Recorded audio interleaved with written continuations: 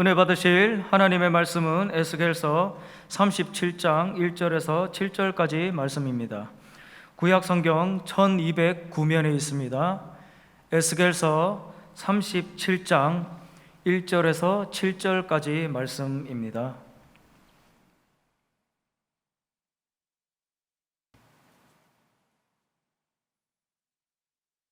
함께 합독하시겠습니다. 야훼께서 권능으로 내게 임재하시고 그의 영으로 나를 데리고 가서 골짜기 가운데 두셨는데 거기 뼈가 가득하더라. 나를 그 뼈 사방으로 지나가게 하시기로 본즉 그 골짜기 지면에 뼈가 심이 많고 아주 말랐더라. 그가 내게 이르시되 인자야 이 뼈들이 능히 살 수 있겠느냐 하시기로 내가 대답하되 주 야훼여 주께서 아시나이다. 또 내게 이르시되 너는 이 모든 뼈에게 대언하여 이르기를 너희 마른 뼈들아 야훼의 말씀을 들을지어다. 주 야훼께서 이 뼈들에게 이같이 말씀하시기를 내가 생기를 너희에게 들어가게 하리니 너희가 살아나리라. 너희 위에 힘줄을 두고 살을 입히고 가죽으로 덮고 너희 속에 생기를 넣으리니 너희가 살아나리라. 또 내가 야훼인 줄 너희가 알리라 하셨다 하라. 이에 내가 명령을 따라 대언하니 대언할 때에 소리가 나고 움직이며 이 뼈 저 뼈가 들어맞아 뼈들이 서로 연결되더라. 아멘. 저희 청년 때 꿈이 있었습니다. 하나님께서 기도할 때 영어로 복음을 증거하라는 꿈을 주셨습니다. 제가 할 수 있는 것은 영어 성경밖에 외울 게 없어서 열심히 영어 성경을 외웠습니다. 약 한 15년 지나고 나서는 하나님 은혜로 영어로 설교도 하고 강의도 할 수 있는 은혜를 주셨습니다. 물론 완벽한 외국인처럼 할 수는 없겠죠. 그래서 그냥 성령의 은혜를 따라 강의를 하는데 2019년 4월이었습니다. 홍콩에서 신학교 강의하고 집회를 마치고 돌아오는 비행기 안에서 일어났던 일입니다. 하나님께서 몸은 굉장히 피곤한데 마음은 너무나 평안하고 기뻤습니다. 제가 갖고 있는 조그만 은사로 신학생들 섬길 수 있었던 것이 감사했고요. 또 작지만 사례비를 받아서 그 교회에 헌금할 수 있었던 것도 감사했습니다. 하나님께서 그날 하나님 안에서 수고는 헛되지 않는다고요. 제 마음속에 하나님께서 어떤 마음을 아셨는지 받아 적어라 하셔서 비행기 안에서 하나님 주신 음성을 좀 받아 적었습니다. 당시 저는 우리나라에서 좀 목회를 잘하시는 목사님들, 개척교회부터 우리 중형 사이즈, 대형교회, 초대형교회 목사님들 약 한 200여 명을 만나서 집중 인터뷰를 했습니다. 그리고 이제 글을 쓰고 학생들을 가리키면서 한국교회의 문제점은 무엇이고 나아갈 길은 무엇인가 머릿속에서 항상 고민했습니다. 그런데 하나님께서 5가지 답을 주셨습니다. 2021년도를 맞이하여 앞으로 5주 동안 그때 제가 받았던 그 하나님의 음성을 따라서 5가지를 정리해서 말씀드리기 원합니다. 한국교회가 코로나19로 직격탄을 맞았고 고군분투하고 있지만 정말 좌충우돌하고 있는 인상을 받고 있습니다. 우리도 이 신앙생활하면서 2020년처럼 어려웠던 기억은 처음인 것 같습니다. 이런 상황 속에서 도대체 우리 교회는 어느 길로 가야 될까요? 정답은 성령님이 임재하시는 그런 예배가 답입니다. 다시 말해서 지성소에 들어가서 하나님을 얼굴과 얼굴을 맞대고 만나서 예배를 드릴 수 있다면 우리 갖고 있는 모든 문제들은 해결되며 하나님의 위로함을 받게 될 것입니다. 자, 성령님의 임재가 답입니다 라는 말씀으로 은혜를 나누기 원하는데요, 한국교회 부흥하는 교회를 가보면 모든 교회의 특징이 있습니다. 그것은 예배가 남다릅니다. 자, 한국에서 유명하고 현재 부흥하는 교회들을 다 찾아다니면서 예배를 드려봤습니다. 첫째, 예배가 탁월합니다. 그리고 예배 때에 성령의 음성을 듣고 성령의 임재를 체험합니다. 나는 우리 순복음 금정교회가 그런 예배가 될 줄, 예배를 드리는 교회가 될 줄 믿습니다. 찬양 인도하시는 분들이 열심히 예배를 준비하시고 또 주의 종이 말씀 선포하고 열심히 우리가 모여 한 몸으로 한 마음으로 기도할 때 성령님이 임재하게 될 것입니다.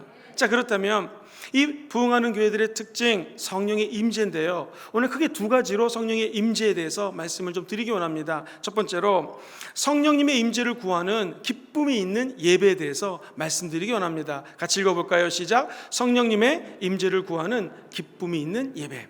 호주 같은 경우에, 미국도 마찬가지고요, 부흥하는 교회들의 특징은 예배 때 너무 기뻐합니다. 박수를 치며 기뻐하고, 찬양을 드릴 때 가만히 앉아 있을 수 없으니까 막 일어서서 점핑을 하고요, 심지어 춤을 추면서 하나님께 찬양 드리는 것도 보게 됩니다.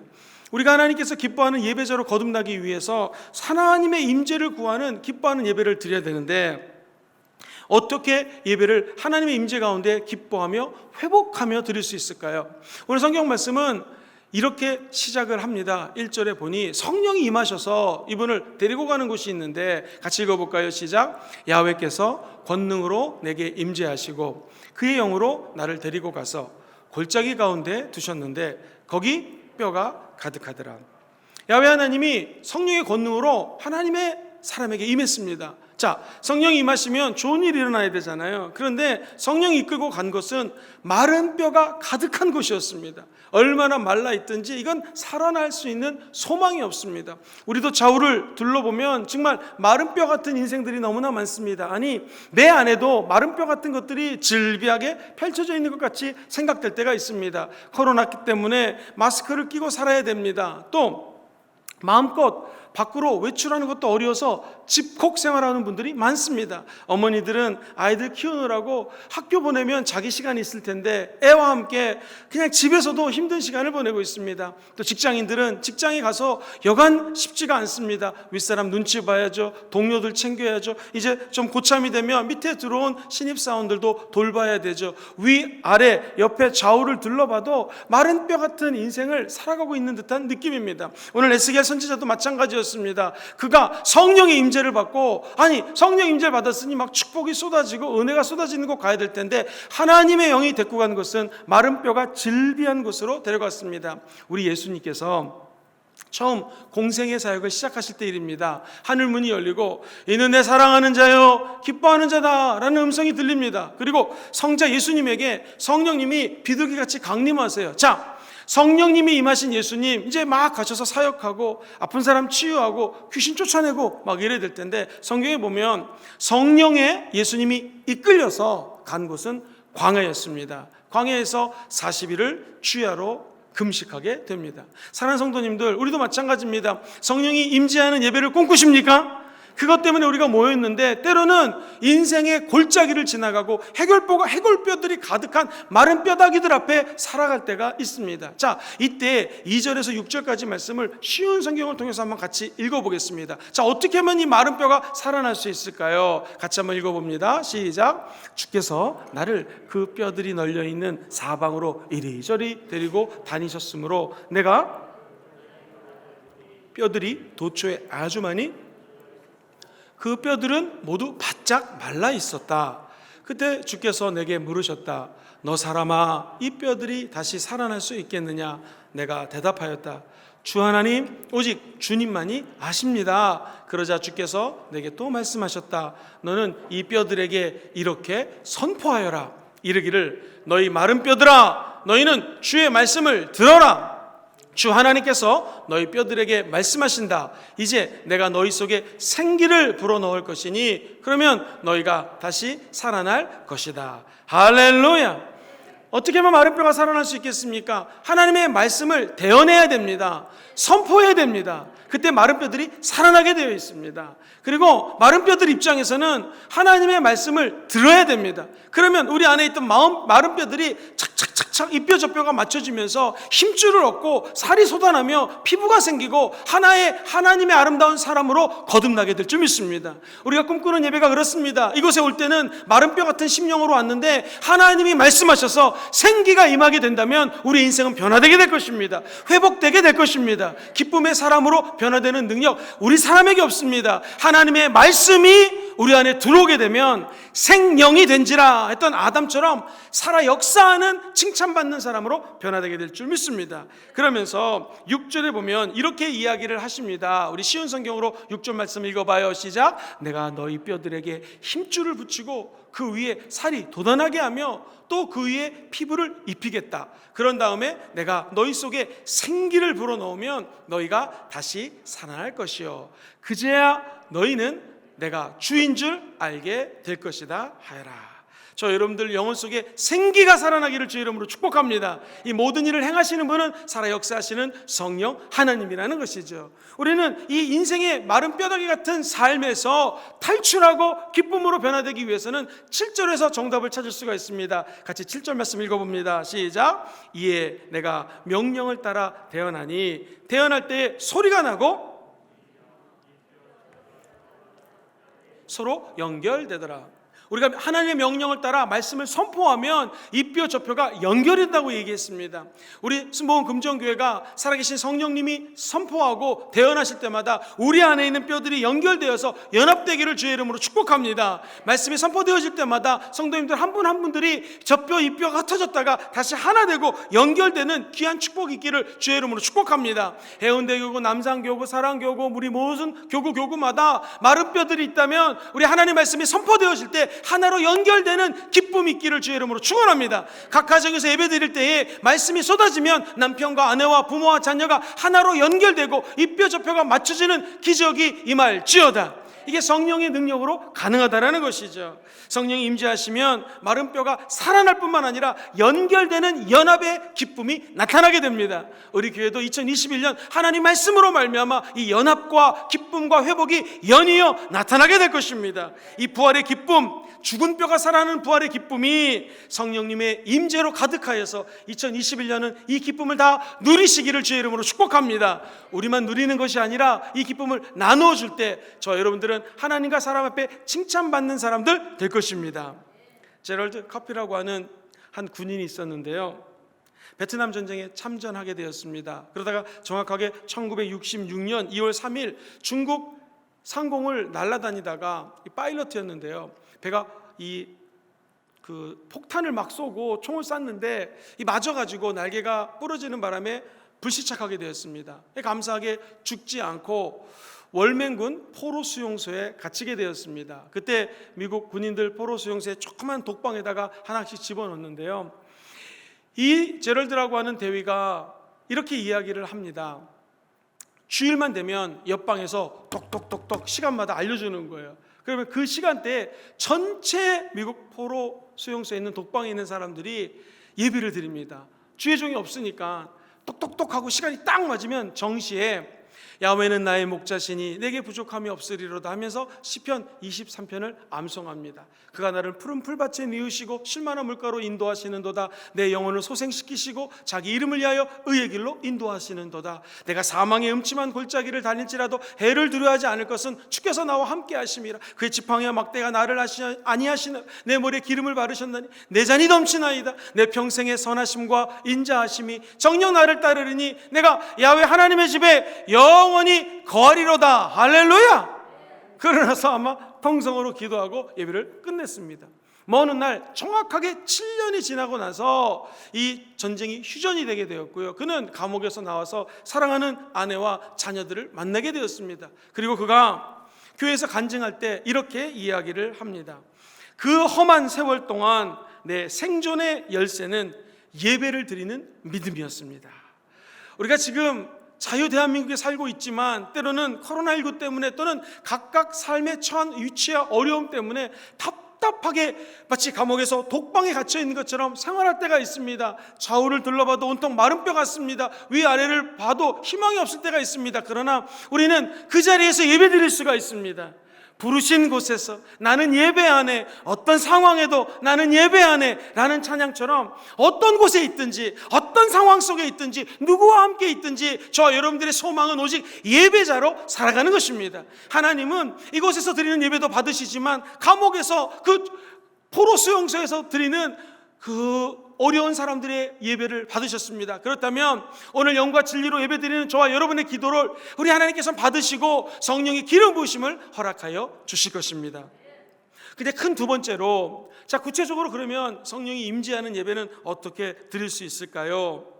예배가 우리를 자유케 하는데 이 자유를 맛보는 예배는 어떻게 드릴 수 있겠습니까? 라고 물어보신다면 하나님의 임재를 구하는 예배를 향하여 세 가지를 짧게 말씀드립니다. 이 성경에 보면 구약 성경의 예배는 제사로 드렸습니다. 자, 제사는 세 가지 단계가 있어요.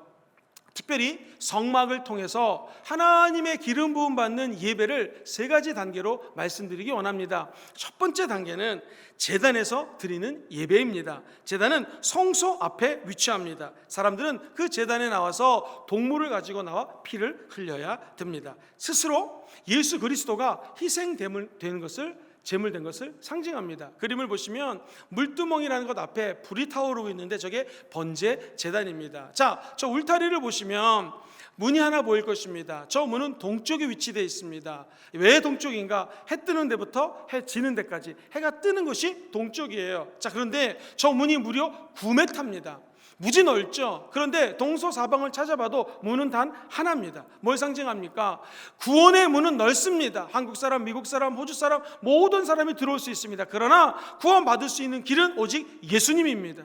구원의 문은 넓습니다. 많이 배운 사람, 못 배운 사람, 또 조금 가진 사람, 많이 가진 사람 상관없이 그 문에 다 들어올 수 있습니다. 우리 순복음 금정교회가 넓은 문이 되어서 이 세상에 있는 모든 사람들을 구원의 방주 역할로 다 들여오게 하는 기적이 임하기를 주의 이름으로 축복합니다. 중요한 것은 넓은 문이지만 그 문은 하나입니다. 오직 예수 그리스도만이 길이요 진리요 생명이 되시며 양들의 문이 된다는 것입니다. 예수님 말미암지 않고는 누구로 아버지께로 갈 수가 없습니다. 저 문이 예수님이라는 것이죠. 자, 그 문을 통과하면 아까 그 불빛이 확 타오르던 변제단에 우리 모든 죄를 동물에 다 전가시킵니다. 전이시킵니다. 그리고 아무런 죄가 없는 동물을 갖다가 피를 흘리고 각을 뜨고, 그것도 모자라서 히브리 말로 올라라는 단어를 쓰는데요, 하나님께 번제물로 불로 태워서 드립니다. 우리 예수님은 죄를 짓는 분이 아니십니다. 침례 요한이 예수님에게 보라 세상 죄를 짊어지고 가는 하나님의 어린 양이라고 그랬어요. 예수님이 어린 양이 되어서 저의 죄, 우리 모든 사람들의 죄를 짊어지고 십자가에서 죽으셨습니다. 그 예수님이 부활하심으로 말미암아 저 여러분들에게 새 희망을 주시고 기쁨의 뉴스를 전해주는 줄 믿습니다. 자, 사랑하는 성도님들, 많은 분들이 예배당에 와서 하나님 예배 드리는데 죄사함의 은혜 체험했습니다. 이거 굉장히 좋은 겁니다. 그러나 엄격히 말하면 이것은 신앙생활하는 데 있어서 첫 번째 단계입니다.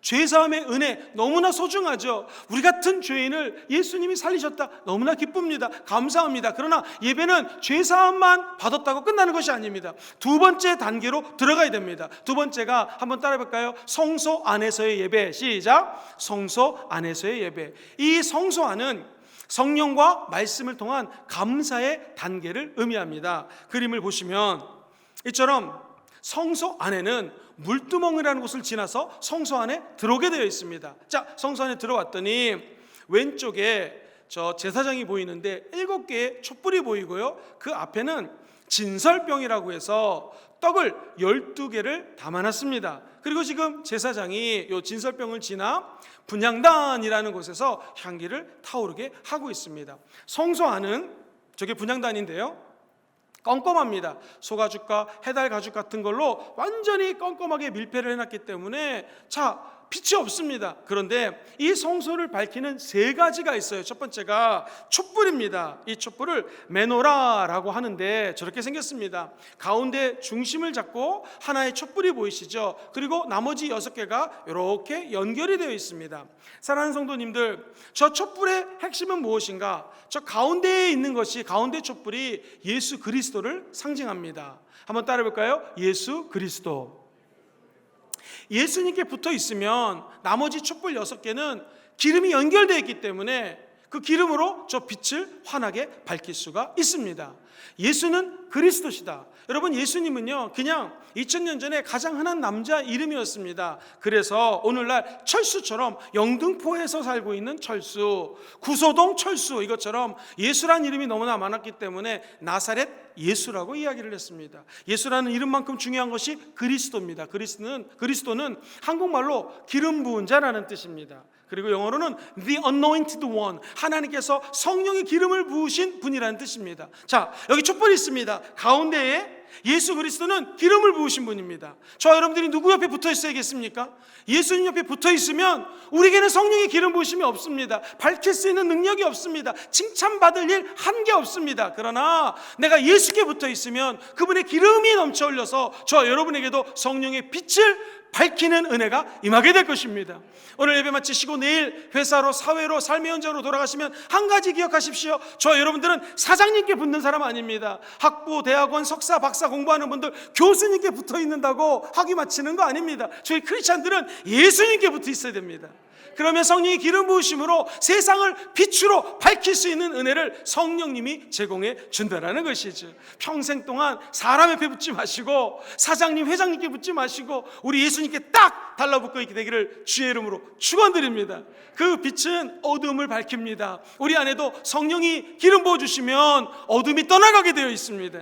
사랑하는 성도님들, 깜깜한 밤에 방에 들어갔어요. 불을 탁 켰더니 이게 웬일입니까? 바퀴벌레가 다니고 조그만 개미들이 다니는 거예요. 불이 꺼져 있으면 무슨 벌레가 다는지 모릅니다. 그런데 불을 켜면 눈 안에 벌레들이 보입니다. 그때 에프킬라 같은 걸 뿌리든지 발로 밟든지 휴지로 벌레를 잡을 수 있습니다. 마찬가지로 우리 안에도 마른 뼈다귀 같은 것들이 있습니다. 죄성이 있고 두려움이 있고, 그리고 남들하고 비교하고자 하는 열등의식 같은 것들이 있습니다. 때로는 다른 사람하고 비교해보니 내가 조금 더 잘난 것 같아요, 내가 좀 있는 것 같아요. 그러다 보면 내 마음에 열등감과 반대되게 우월감 같은 교만이 찾아올 때도 있습니다. 자, 이거 어떻게 알 수 있겠습니까? 빛이 임하면 벌레가 보이듯이 성령의 빛이 임하면 우리 안에 있는 죄와 더러움들이 떠나가게 될 것입니다. 그걸 잡을 수 있는 능력이 임하게 된다라는 것이죠. 여기 계신 모든 분들은 평생 성령 하나님의 은혜만 사모하시고 예수께 딱 달라붙는 저 여러분 되기를 주의 이름으로 축원드립니다. 그러면 우리는 비록 죄인이지만 성령 하나님의 은혜 가운데 살아가게 될 것입니다. 안타까운 하나가 이야기가 있어요. 빅토라고 하는 미국 사람이 있었는데 초등학교 때 선생님이 야, 넌 어쩜 이렇게 머리가 나쁘니? 난 너같이 좀 바보 같은 애는 처음 봤다. 야, 우리 고등학교까지 졸업할 생각하지 말고 그냥 바로 취직하는 게 좋겠다 해서 이 빅토라고 하는 어린 소녀는 취업을 하게 됩니다. 그리고 무려 17년 동안 나는 머리가 나빠 멍청한데 라면서 방황을 합니다. 직장을 이 직장 저 직장 돌아다닙니다. 무려 17년이 지나고 그의 나이가 32살이 되었습니다. 그때 우연히 자기 IQ가 161인 것을 발견하게 됩니다. 야, 내가 머리가 이렇게 좋았구나. 그 다음부터요 책을 읽기 시작하고요 글을 쓰기 시작합니다. 그 글이 베스트셀러가 됩니다. 엄청 돈을 법니다. 밤새도록 연구해가지고 수많은 발명품도 만들게 됩니다. 그리고 그가 나중에는 어떻게 되냐면 경제적으로 큰 성공을 얻고 난 다음에 천재협회가 있거든요. 천재들만 모이는 협회가 있는데 거기 회장이 되게 됩니다. 여러분, 이 빅토라고 하는 사람은 자기 자신이 IQ 161인 걸 몰랐습니다. 어느 날 이 사실을 알고 자기를 바라보는 눈이 확 바뀌게 되었습니다. 우리는 IQ 161 아니래도 좋습니다. 한 가지 사실이 있습니다. 저 여러분들이 예수께 붙어 있으면 하나님의 자녀가 되옵니다. 빛의 자녀입니다. 빛을 발할 수 있는 능력이 우리 안에 없지만 예수 안에 있으므로 저 여러분들이 기도 제목은 예수 안으로 쏙 들어가는 것이 기도 제목인 줄 믿습니다. 이처럼 예수 안에 붙어있는 자에게는 성령의 빛을 발할 수 있는 은혜를 주십니다. 7촛대 앞에는 뭐가 있냐면 한번 따라해 보실까요? 진설병, 쉽게 얘기하면 12떡이 있습니다. 12지파와 또는 12제자를 상징합니다. 예수님이 말씀하셨습니다. 마귀에게 사람이 떡으로만 살 것이 아니요 입에서 나오는 하나님의 무엇으로 해요? 말씀으로 살 거라 하셨습니다. 저 떡은 바로 말씀을 상징합니다. 자, 예배에 성령의 임재 가운데 들어가는 거 핵심 무엇입니까? 성령의 빛이 비춰져야 되고요, 두 번째 하나님의 말씀이 있어야 됩니다. 이게 거룩한 화학작용을 일으킬 때 성령님이 그 가운데 임재한다는 것이죠. 또 한 가지 간과하지 말아야 될 사실은 성령의 불이 7빛이 비치지 않습니까? 근데 이 성령의 7촛대가 하나님의 말씀을 밝혀줘야 돼요. 조명해야 된다는 것입니다. 다시 말하면 우리가 살아갈 때에 하나님 말씀을 아침마다 읽지 않습니까? 여러분이 저와 함께 통독을 하고 있습니다. 말씀 읽을 때에 예를 들면 시금치를 먹으면서 이 시금치가 내 몸에 들어가서 어떻게 돼서 건강해질까 이런 생각 안 합니다. 시금치, 김치, 밥, 반찬 먹습니다. 그럼 우리가 건강해지듯이 하나님 말씀도 좋아하는 거 그런 것만 읽으시면 안 됩니다. 정말 창세기부터 계시록까지 골고루 먹을 때 우리가 건강하게 될 줄 믿습니다. 근데 성경 말씀은 자의적 해석, 내가 내 뜻대로 막 해석하는 게 아닙니다. 이 하나님 말씀은 하나님 말씀 저자가 있어요. 성령 하나님이 말씀의 저자입니다. 40명의 각 각기 직업이 다른 사람이 적었지만 성령의 영감을 받아 적었습니다. 그렇다면 성경을 읽을 때 성령님의 조명하심을 받아서 하나님 말씀을 공부하시고 읽으셔야 됩니다. 그러면 이 성령의 빛과 말씀이 어우러지게 되면 그것에 성령이 임재하게 되는 줄 믿습니다. 저는 평생 저와 여러분들 삶에서 성령의 빛과 하나님의 말씀이 떨어지지 않게 되기를 주의 이름으로 축원드립니다. 자, 그러고 난 다음에 드디어 우리가 꿈에 그리는 세 번째 단계, 저 지성소에 들어가야 되거든요. 지성소가 눈앞에 있습니다. 그러나 아무나 못 들어갑니다. 지성소 앞에 반드시 한 단계를 거쳐야지만 지성소로 들어갈 수가 있어요. 그것은 뭐냐면 분향단이라는 것이 있어요. 아까 그림에 보셨던 것처럼 저 24시간 활활 타오르야 되는 것이 있습니다. 저것은 감사의 기도를 상징합니다. 따라해 볼까요? 감사의 기도.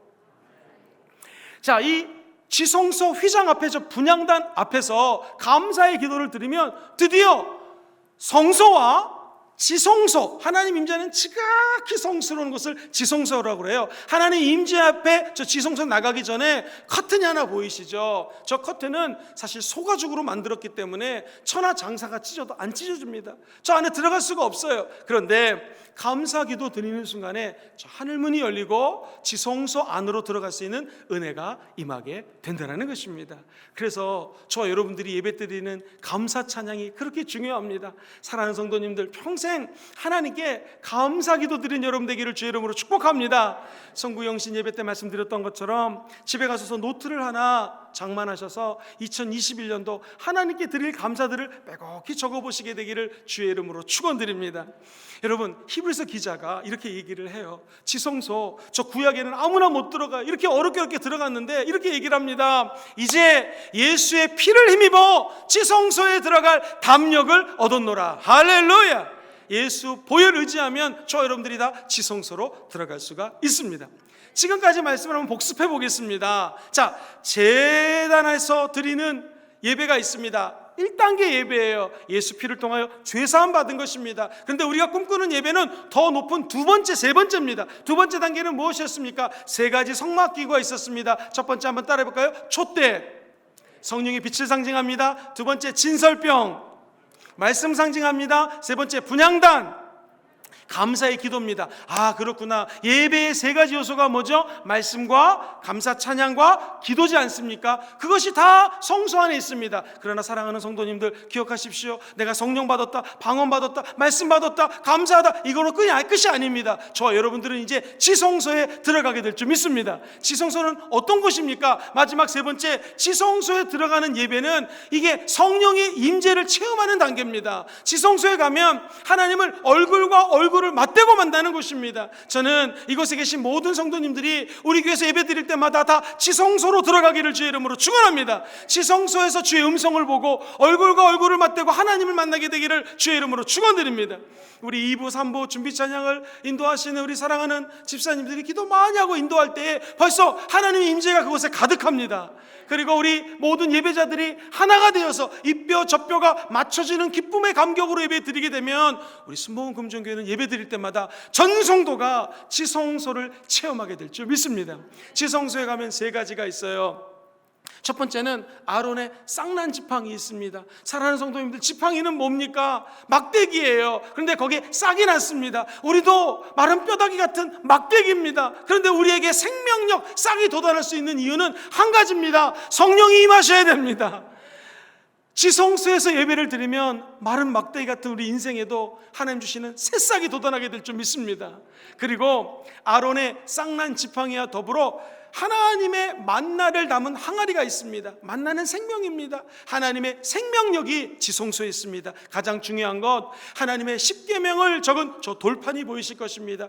하나님의 임재하는 마지막 지성소의 예배는 하나님의 말씀을 듣고 그 말씀을 이해하고 하나님과 대화하는 기쁨의 감격의 자리인 줄 믿습니다.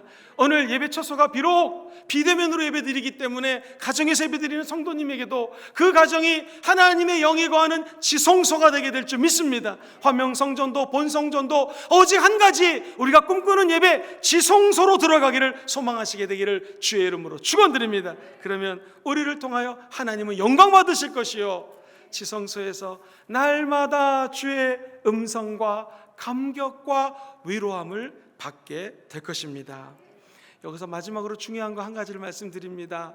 옛날에는요, 이 성막에서 제가 제사장이라면 번제물을 드리고 물두멍에서 손 닦고 촛불을 붙이고 진설병을 나란히 가지런히 해놓고 분향당에다 촛불을 붙이고 그 다음에 지성소에 들어갈 수 있었는데, 오늘날은 여기 계신 모든 분들이 하나님의 선한 백성이요, 왕같은 제사장이요, 하나님이 주시는 은혜를 받은 하나님의 제사장들이 되셨습니다. 할렐루야. 그렇다면 만인 대제사상절에 의하여 이제 우리가 예수 보혈을 의지하고 성령과 말씀과 감사기도할 때 지성소에 들어갈 수 있는 권한이 우리에게 있다는 것입니다. 마치 자녀가 아빠하고 아빠방에 들어갈 수 있듯이, 우리 아빠가 대통령이라면 아빠하고 대통령방에 마음껏 들어가듯이 우리는 하나님의 자녀가 되었기에 하나님 아버지, 아빠 아버지 외치면서 하나님이 거하시는 지성소에 들어갈 수 있는 분이 바로 여러분들이라는 것입니다. 성도님들 한 분 한 분들이 제사장이요, 이제 누구나 다 신령과 진정으로 예배드리면 하나님이 거하시는 지성소에서 감격 가운데 죄 씻음 받고 죄와 싸워 승리하고 하나님을 전심으로 찬양하는 진정한 예배자들이 되게 될 줄 믿습니다. 한 가지 간증을 하고 말씀을 정리합니다. 영국에 유명한 분이 계셨는데, 이분이 어머니가 어렸을 때 돌아가는 바람에 우울증이 찾아왔습니다. 결국 33살 젊은 나이에 18개월 동안 이 정신병원에서 요양을 하게 됩니다. 이런 힘든 상황을 겪고 있던 이 뮤지션, 음악가에게 하나님이 말씀을 주셨습니다. 로마서 3장 말씀인데요, 같이 한번 읽어보겠습니다. 시작. 이 예수를 하나님이 그의 피로써 믿음으로 말미암는 이는 하나님께서 길이 참으시는 중에 전에 지은 죄를 간과하심으로 자기의 의로우심을 나타내려 하심이니, 나중에 이가 고백하기를 이 말씀을 읽는 순간 의의 태양빛이 나에게 비춰지는 것 같았습니다. 그리스도께서 나를 용서하고 나를 의롭게 하고 밝게 했다라는 마음에 기쁨과 감격이 솟아오르기 시작했습니다. 내 눈에는 눈물이 가득했고 내 목은 메어서 말을 할 수가 없었습니다. 그리고 사랑과 경의에 잠겨서 나는 예수님만 바라봤습니다 하면서 글을 쓰고 노래를 만들었는데, 그것이 그 유명한 찬송가 258장 샘물과 같은 보혈은 이라는 찬양입니다. 반주를 한번 해주시겠습니까? 사랑하는 성도님들, 이분이 하나님 말씀을 듣자 새 사람으로 거듭나게 되었습니다. 그리고 정신병원에서 완전히 나오게 되었고요, 모든 어려운 우울증으로부터 완벽하게 해방을 체험하게 됩니다. 우리 인생에도 때로는 감옥에 갇힌 것 같고 이 사람처럼 정신병원에 가 있는 것 같은 생각이 들 때도 있습니다. 그러나 이분이 임종할 때에 스데반처럼 얼굴이 환하게 빛나면서 나는 결코 천국에서 쫓겨나지 않을 것이다, 나는 천국에 갑니다, 할렐루야 라면서 천국에 갔다라는 것입니다. 우리도 어느 날 천국 가겠죠. 이 땅에 살면서 하나님 예배하다가 지성소에서 예배드리는 감격 속에서 하나님은 날마다 찾고 하나님께 날마다 예배드리다가 다 천국에 꼴이 나시게 되기를 주의 이름으로 축원드립니다. 주님은 지금도 영과 진리로 예배하는 자를 찾고 계십니다. 여러분이 바로 그 예배자이십니다. 우린 예배 드릴 때마다 예수 보혈 의지해야 됩니다. 성령 충만 사모해야 됩니다. 말씀도 사모하십시오. 감사로 기도드리십시오. 제일 중요한 것, 성령이 거하시는 그 지성소에 들어가셔서 나의 죄, 나의 두려움, 나의 연약함 다 내려놓으시고 예수 그리스도와 하나 되고 하나님 영과 연합되는 축복이 여러분 삶에 함께 하시기를 주의 이름으로 축원드립니다. 말씀 정리합니다. 성령 임재를 구하는 기쁨이 있는 생명력 있는 예배가 우리 교회를 통하여 2021년 드려지게 될 것입니다. 두 번째, 성령의 임재를 구하는 예배는 무엇입니까? 따라해 보시죠. 보혈 충만, 성령 충만, 말씀 충만, 감사 충만, 이러한 충만을 통하여 지성소에 들어가는 것입니다. 그리하여 하나님 앞에 모든 것 내어놓고 찬 기쁨으로 예배드리는 승리의 면류관 받는 칭찬받는 성도들 다 되실 줄 믿습니다. 할렐루야.